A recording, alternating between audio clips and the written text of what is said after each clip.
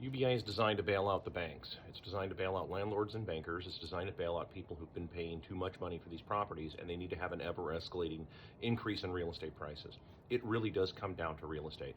What do we understand? What does everybody think that $2,000 a month? We're talking about Canada, for example.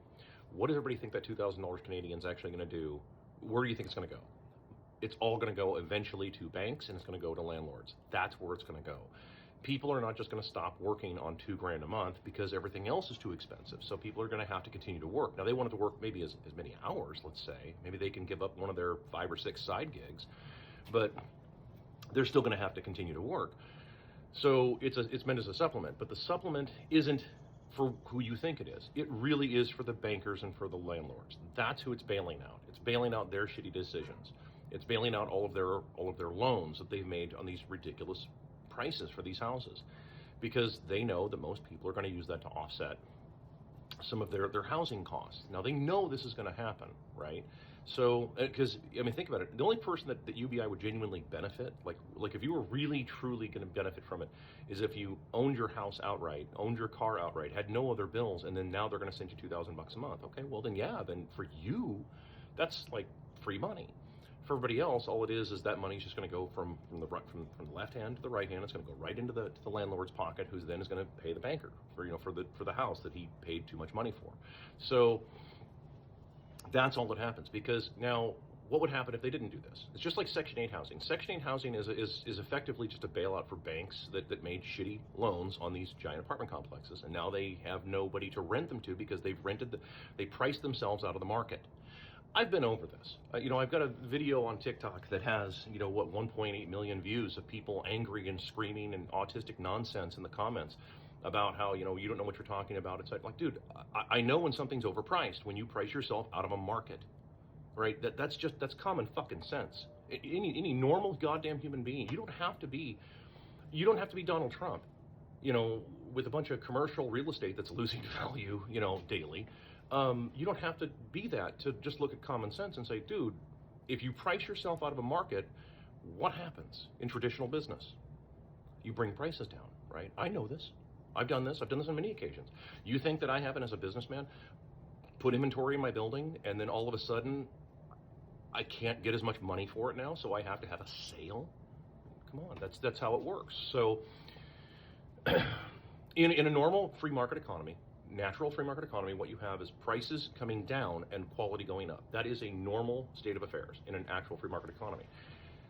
We don't have a free market economy. I mean, for those of you out there that criticize capitalism, none of this shit. This is not the Adam Smith capitalism that existed back in the day. This is not it.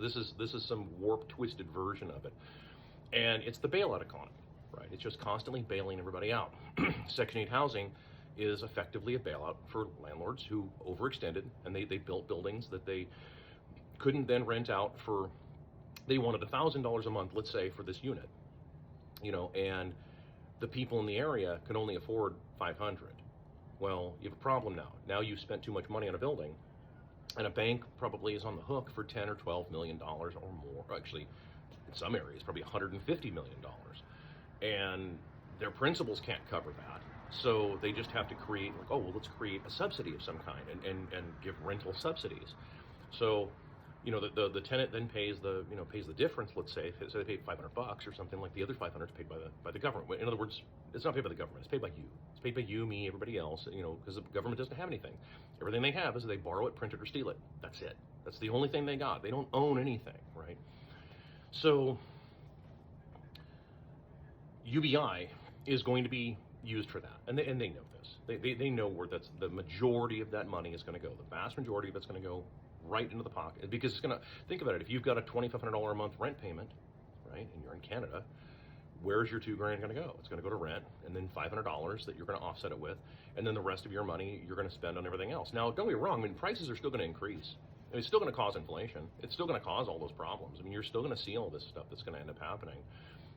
This is, Roman Empire shit. This is the same kind of thing that happened. This is the same thing happened in the Soviet Union, actually. Soviet, a little different situation the way they did it, but the outcome is effectively the same. It's just like, communism, socialism, fascism, etc. I mean, you can call these things whatever you want. You can hang whatever clever euphemism or or word on it that you want, but the outcome is effectively the same for anybody that's on the bottom end of that, right? If you're on the working class end of it, it doesn't make any difference what you call the system. You're going to be screwed by it no matter what, because it's designed effectively to protect a bunch of people who are the owners, right? Remember how I've talked about this before? I've done videos on this explaining ownership. Who makes money? The owners, the people who own the shit, right? That's who makes money. So the way you solve that, I mean, of course, the way you solve that, the fastest way to solve that here in the States is we have the Second Amendment, because sometimes violence is in fact the answer. But I mean, what do I know? So, Americans bought hundreds of millions of goddamn. There's more guns in this country than there are people.